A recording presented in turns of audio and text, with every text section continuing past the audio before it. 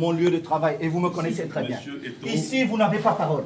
Quand je viens au ministère, je vous respecte. Ici, je suis le seul patron.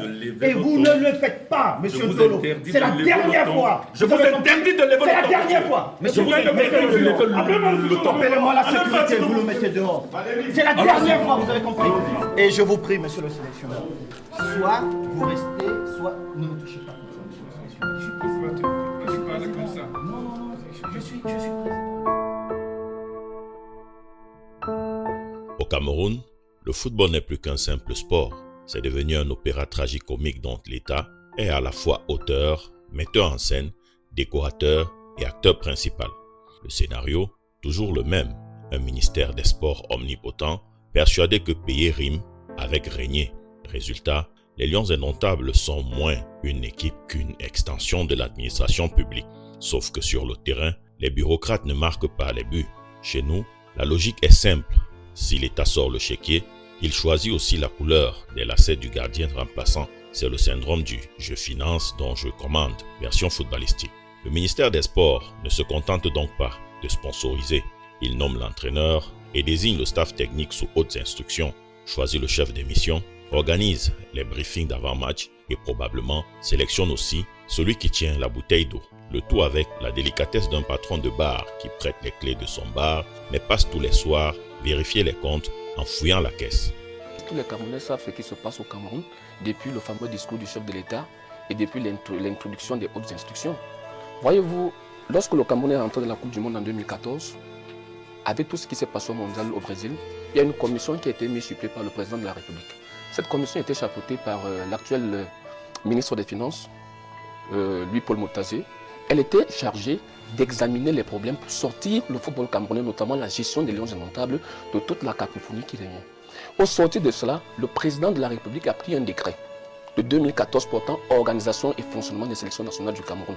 Ce décret a bel et bien délimité les compétences de chacun, c'est-à-dire les compétences du ministère des Sports et les compétences de la Fédération camerounaise de football. Premièrement, il rappelle, le ministre, que la loi lui donne compétence pour procéder au contrôle de conformité des textes adoptés par les fédérations sportives. Et il est clair que la loi le dispose clairement à l'article 7. Tout le monde a lu l'article, tout le monde peut débattre de l'article. Mais sauf que, et c'est là où le ministre devrait être vigilant, je l'ai dit hier sur un autre plateau, c'est que la disposition fixe bien la compétence du ministre au contrôle de conformité. Elle ne parle pas d'avis, par exemple, de conformité. Et pour légitimer cette emprise, une fameuse convention. Oui, l'État affirme que les lions lui appartiennent puisqu'il paie. Par cette logique, on devrait donc s'attendre à voir les parents d'élèves faire irruption en salle de classe pour enseigner à la place du prof, sous prétexte qu'ils ont réglé la scolarité. Un chef-d'œuvre d'ingérence maquillée en bienveillance, mais la vraie trouvaille, c'est l'injonction du président de la République de faire le ménage chez les Lions indomptables. Je sais l'importance que vous accordez au football. L'État, dans le contexte difficile qui est le nôtre, consent de lourds sacrifices financiers à cet égard. Il est donc en droit d'exiger une meilleure organisation et de meilleurs résultats. Nous allons y veiller. Le gouvernement et tout particulièrement le ministère en charge des sports ont reçu des instructions claires sur le sujet. Le discours présidentiel n'est pas un acte administratif. Si le président de la République voulait que la gestion de l'équipe nationale revienne encore au ministère des Sports, il allait prendre un autre décret pour revenir à ce que lui-même a voulu régler. Maintenant donc, vous voyez que depuis ce jour, d'ailleurs beaucoup de Camerounais disent que l'État a repris son équipe en main. Le ministre n'a pas, au sens de la loi, une marge de manœuvre suffisamment claire sur l'acte qui devrait sanctionner le contrôle de conformité. Autrement dit, si le ministre, par exemple, à l'issue du contrôle, vous dit « ces textes sont inopérants et inapplicables », vous voyez, le professeur Abba Oyono, qui m'a enseigné, qui est proche de la FECAFOOT, va certainement, avec d'autres avocats, attaquer l'acte du ministre dans le juge administratif pour lui dire que la loi ne dispose pas clairement de comment est-ce que vous devez assortir votre contrôle de conformité. Et dans ce grand ménage, la FECAFOOT semble cantonnée au rôle de femme de chambre. Elle passe la serpillière pendant que les décisions se prennent dans les salons moquettés du ministère. Petite précision, oubliée dans la mise en scène. Les fédérations sportives ne sont pas des services du ministère, mais des entités reconnues par des instances sportives internationales, à l'instar de la FIFA et la CAF, comme unique interlocuteur pour le cas du football. Mais bon, à Yaoundé, on s'en tamponne. Ici, c'est nous. Comme dans une telenovela où le scénario est écrit au bureau du protocole. Il y a eu longtemps une lutte qui s'est passée au Cameroun. Parce que nos amis fonctionnaires du ministère des Sports étaient habitués aux missions avancées, étaient habitués à la location des avions, étaient habitués à la location des hôtels. Souvenez-vous ce qui s'est passé à Kampala, où les Lions se sont retrouvés avec 2 hôtels. Un loué par M. Cyril Tolo et un autre loué par la Fédération camerounaise de football. Conséquence des courses, le Cameroun n'a pas pu s'entraîner. Et le Cameroun avait fait match nul. Aujourd'hui, on continue de maintenir l'image d'un président vivant, d'un président actif, d'un président qui a encore le pouvoir à travers les hautes instructions. Et aujourd'hui, on se rend compte que cette modalité est en train de connaître un terrible essoufflement. Essoufflement parce que les acteurs au cœur de l'appropriation de ces hautes instructions ne sont plus d'accord. Lorsque le père n'a plus les possibilités de tenir les rênes de la famille, forcément, il y a débandade, il y a rivalité, de sorte qu'on ne sait plus qui a la vérité du père. Parce que le père ne peut plus se prononcer de manière publique, ou alors il ne peut plus s'imposer publiquement, officiellement. Tout le monde va donc tirer la couverture de son côté.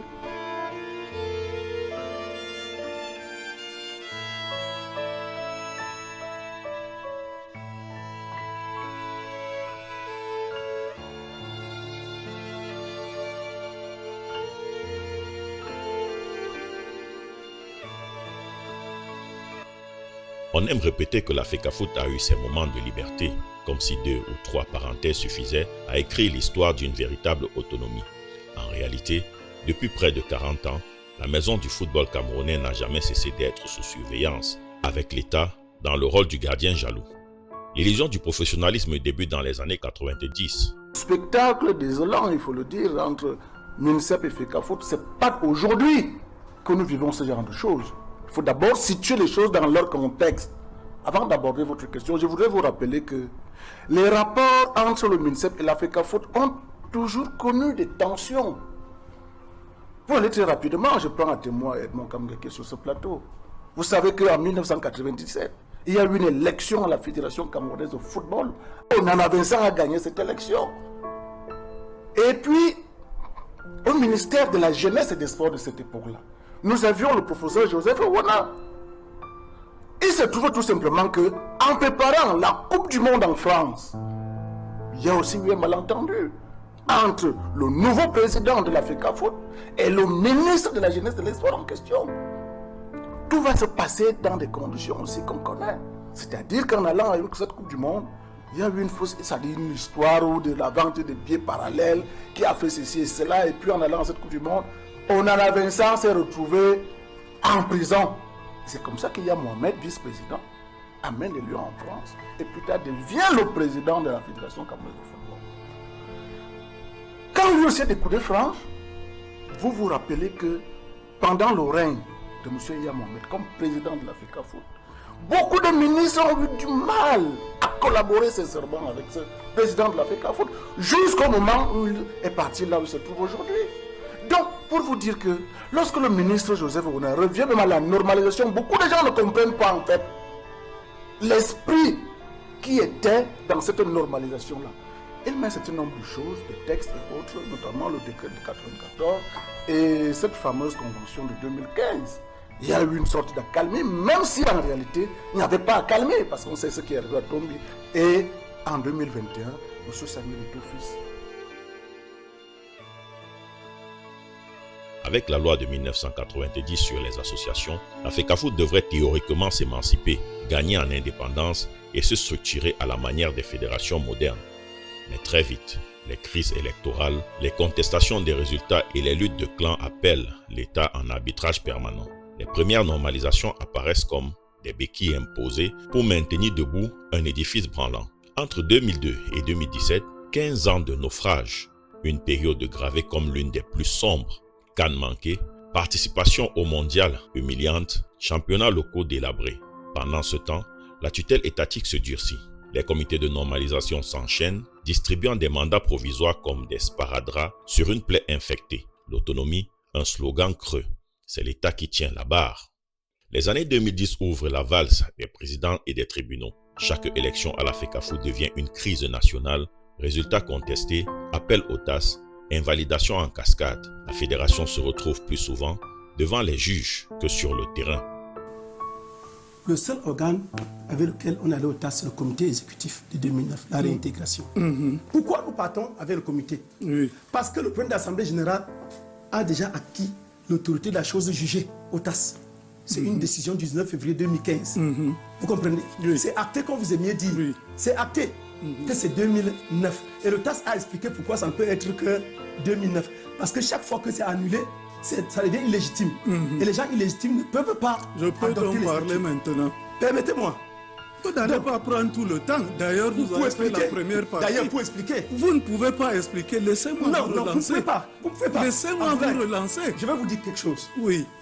Si vous pouviez un peu expliquer, la FECAFOOT n'aurait pas perdu tous ces procès. Et à chaque fois, l'État revient en pompier ou en pyromane, imposant sa main lourde sous couvert de sauver le football.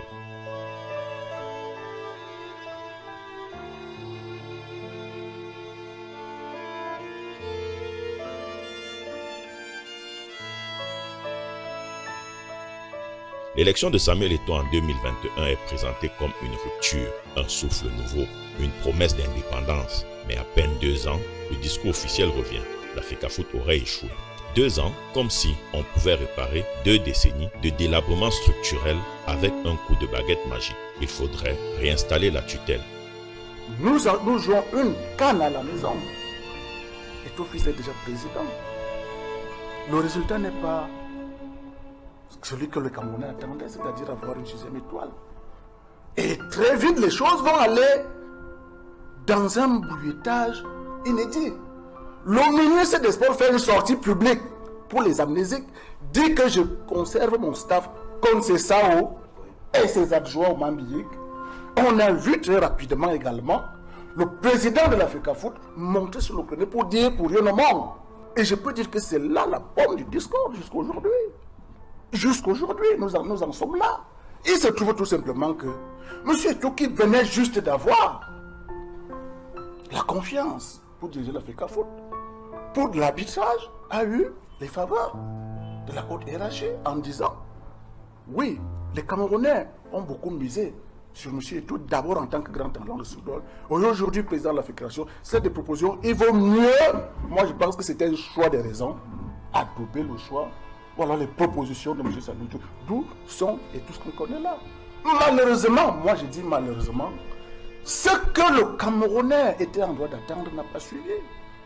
On a fait une Coupe du Monde, c'est vrai, on s'est qualifié en étant une défaite à Douala, on s'est battu à Bida, on est allé en Coupe du Monde, on a fait ce qu'on a fait, mais en Côte d'Ivoire, c'était le ridicule à mon avis. Une manière bien pratique d'occulter les décennies de contrôle étatique et les échecs qui en découlent. Voilà pourquoi parler de 2 ans de liberté est une supercherie. Mais ce qui amuse ou attriste le plus, c'est que les partisans de cette tutelle zélée trouvent tout cela normal. Ils clament que l'État est debout, que l'autorité ne se conteste pas et que la nation avant tout. À les entendre, on croirait que le sponsor du spectacle doit aussi décider du répertoire, comme si le propriétaire d'une salle de danse s'arrogeait le droit de choisir les pas de tango. Le vrai drame, c'est que cette confusion est devenue routine. Ici, on ne délègue pas, on s'impose. On ne soutient pas, on confisque. Et au final, nos lions passent plus de temps à survivre à la bureaucratie qu'à construire une équipe.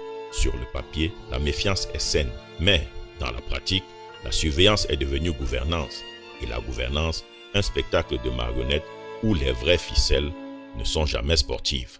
Tout ce qui arrive aujourd'hui, par exemple sur les questions liées à la suspension des acteurs, ça se passe presque toujours. C'est l'arme que les uns et les autres ont toujours utilisée. Sous le règne de M. Seydou, bon nombre d'acteurs ont été mis sur le côté par son fallacieux processus de suspension. C'est vrai. Et chaque fois, le ministre a été interpellé. Il n'a rien fait. Il n'a rien dit. Il a laissé couler. Tout à l'heure, j'essayais de parcourir un certain nombre de choses. J'ai retrouvé une correspondance de la CEFAC, l'Association des clubs amateurs du Cameroun, dont le président Domingo, président de Jeunesse Star et trésorier général. La CEFAC qui a attiré l'attention du ministre des Sports sur les situations d'anti-jeu, non seulement du Comité national olympique, et dans cette correspondance a été cité le président, le vice-président, le ministre du Travail et de la Sécurité sociale, le ministre lui-même a été interpellé, et M. Happy. À cette époque-là, c'était le processus engagé par Maître Dieudonné Happy. Tout cela a été dit et porté à l'attention du ministre. Les comportements de la CCA et tout. Le ministre n'a pas daigné résoudre le problème. Il a laissé Maître Happy dérouler le tapis qui nous a amené là où ça nous a amené. Sous Seydou, il n'y a eu qu'une kyrielle de suspension. À chaque occasion, le ministre avait été interpellé. Tous les éléments avaient été portés à l'attention du ministre. Rien n'y a été fait. Samuel était arrivé et vous savez que la seule occasion où le ministre a bien voulu se prononcer, c'est le processus électoral que M. Seydou avait organisé. Le ministre a tenté d'inviter Seydou à sursoir à ce processus parce qu'il y avait son manquement, mais on a tapé sur ses doigts. Son collègue de l'administration territoriale a enjoint au sous-préfet de Yaoundé 2 d'autoriser que la manifestation se tienne. Et au forceps, le processus a été organisé dans des conditions qu'on sait. On sait exactement que le processus a été mal embarqué. Le président Samuel Eto'o lui-même avait dénoncé ce processus, mais parce que les gens étaient tapis dans l'ombre, qui poussaient à tout prix que cela aille pour permettre à Seydou de se renouveler, il est allé au front et finalement M. Seydou a été mis de côté. Et la même tactique a été utilisée. Jusqu'aujourd'hui, on va de suspension en suspension.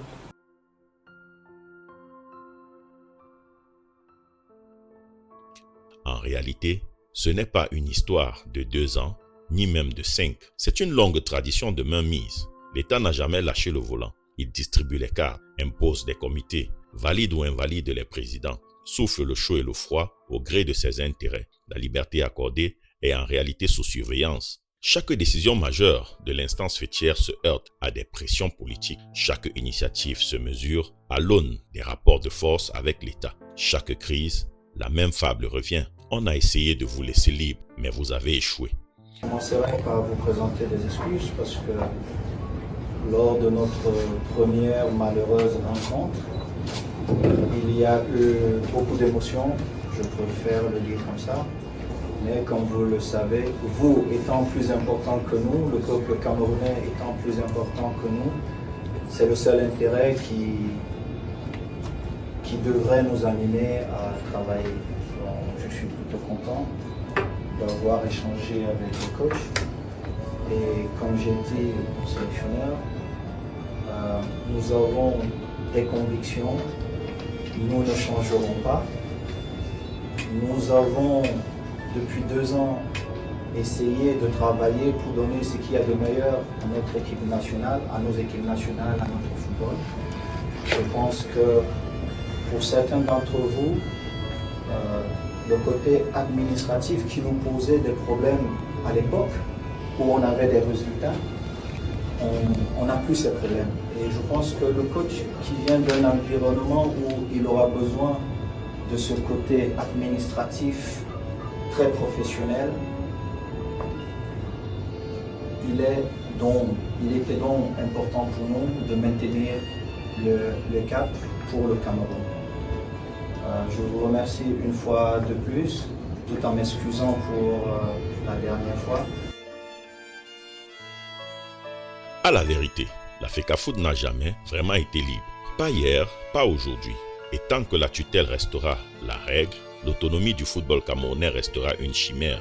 Tant que l'État camerounais ne fera pas la différence entre sponsorisé et administré, notre sélection ne sera jamais une équipe nationale, mais une troupe itinérante de théâtre politique. Et dans cette comédie nationale, le coaching se fait à coups de fax ministériels, d'ordres venus d'en haut et de silence gêné en bas.